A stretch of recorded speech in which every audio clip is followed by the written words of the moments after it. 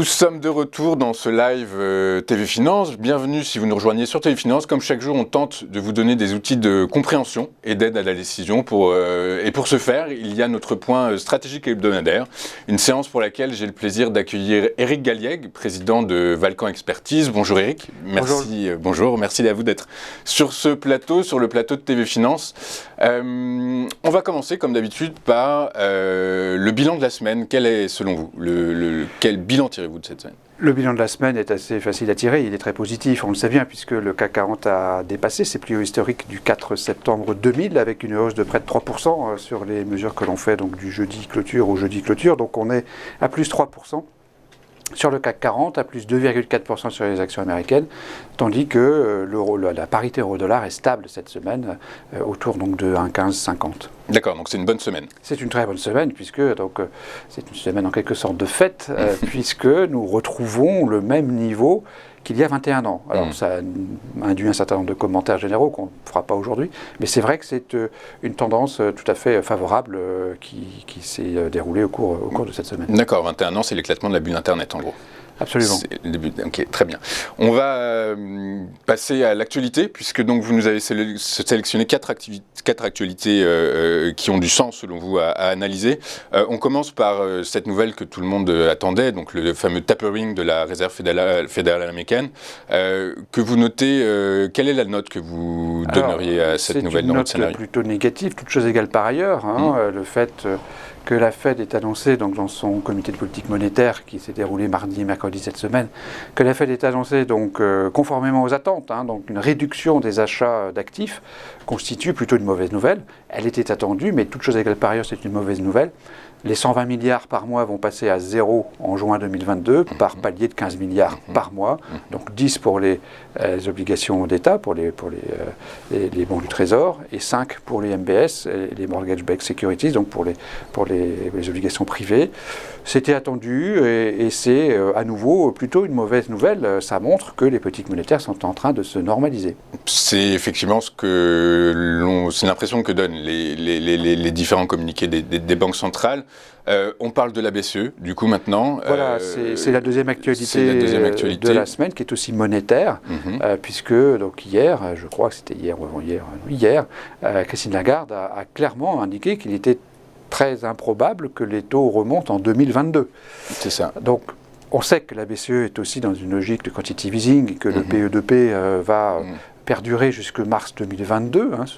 Alors, il sera discuté en décembre. Je crois que le sujet PEPP sera posé sur la table. Voilà, sera discuté sur la table. Il sera à nouveau discuté, comme dans chaque réunion de la BCE, donc en décembre, avec l'idée que de toute façon, il doit se terminer en mars 2022, qu'il a une enveloppe globale de 1850 milliards et que ça constitue à peu près une centaine de milliards par mois, qui, jusqu'à preuve du contraire, devrait être continué jusque mars. Mais ce qu'a dit Mme Lagarde, c'est que finalement, on n'a pas à s'inquiéter, ni les entreprises, ni les investisseurs, sur l'année 2022. Attendons 2023 avant éventuellement de bouger les taux d'intérêt.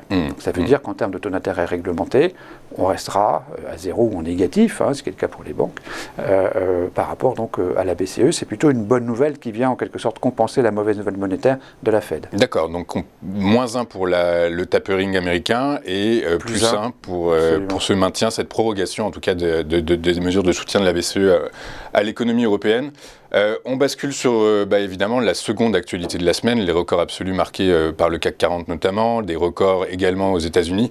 Quelle est votre analyse de ces tendances? Alors on a deux autres points d'actualité. Avant de parler de la conclusion, le troisième point de l'actualité, c'est les signes d'euphorie donc sur les marchés d'actions. Effectivement, c'est ce point qui me semble important. Alors Tesla est un exemple. On recherche en fait des points de comparaison entre 2021 et 2000.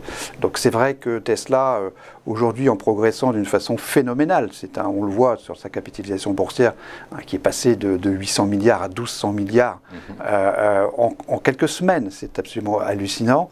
C'est pas sans rappeler ce qui s'est passé au cours de l'année 2000, bien sûr. Donc forcément, les points de comparaison sont quand même assez nombreux. Donc on a quand même des signes d'euphorie sur certains marchés d'actions, pas sur tous, sur certaines catégories d'actions. Et c'est bien sûr quelque chose qui nous rappelle évidemment la folie des dot-com de l'année 2000 et cette fameuse bulle Internet qui s'était terminée par un éclatement tout aussi phénoménal, puisque le cours des actions avait perdu 60% entre septembre 2000 et le point bas de l'année 2002. Donc je comprends que ces hausses finalement restent des hausses fictives en fait, selon vous. C'est la course naturelle, c'est la marche naturelle des marchés financiers. Elles sont particulièrement alimentées aujourd'hui par, je dirais, la création de monnaie qui est très supérieure à la création de richesses réelles. Hein. C'est vrai depuis 20 ans, en fait, on s'en rend compte aujourd'hui. C'est en ce sens le facteur quand même clé pour comprendre la hausse des marchés d'actions. Il y a aussi des entreprises qui sont en très grande forme. Je crois qu'il faut le rappeler aussi. Donc des bénéfices qui ont été révisés en forte hausse, qui ont, je dirais, passé la crise sanitaire très facilement, finalement. Donc tout ceci explique ce qui se passe. Néanmoins, la vitesse de la hausse de certaines actions nous fait penser quand même à une euphorie dont on sait que c'est la dernière étape des marchés. Avant l'éclatement, voilà. Avant l'effondrement.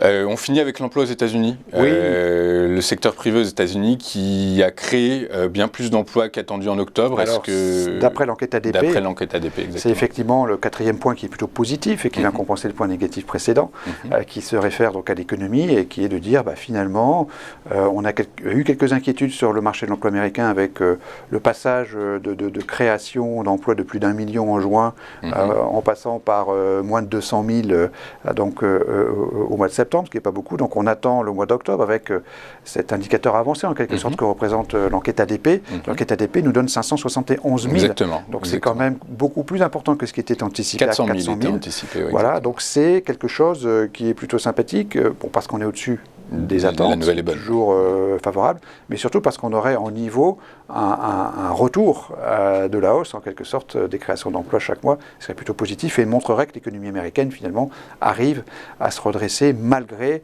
les effets des variants du Covid. Du Covid, et également on peut supposer que les salaires proposés à ces nouveaux entrants sur le marché du travail sont un peu plus élevés, ce qui finalement nous crée une forme de rapport égalitaire entre les niveaux d'inflation élevés et les salaires qui suivent la tendance. Alors oui, c'est un sujet qu'on suit comme le lait sur le feu, l'évolution des salaires, parce que effectivement, tant qu'il n'y a pas de boucle salaire-prix, il n'y a pas de problème d'inflation. Mais si effectivement l'emploi redémarre très fortement et que les salaires se mettent à monter sérieusement et d'une façon récurrente, on risque d'avoir un phénomène vraiment inflationniste permanent, alors que le phénomène est considéré comme transitoire aujourd'hui. Exactement, c'est les mots plutôt transitoires selon les termes de la Fed. Quelle est votre synthèse de la semaine? La synthèse est neutre, donc on est à zéro en quelque sorte sur les 4 notes. Donc 2 notes négatives, une note négative sur la monnaie, donc avec ce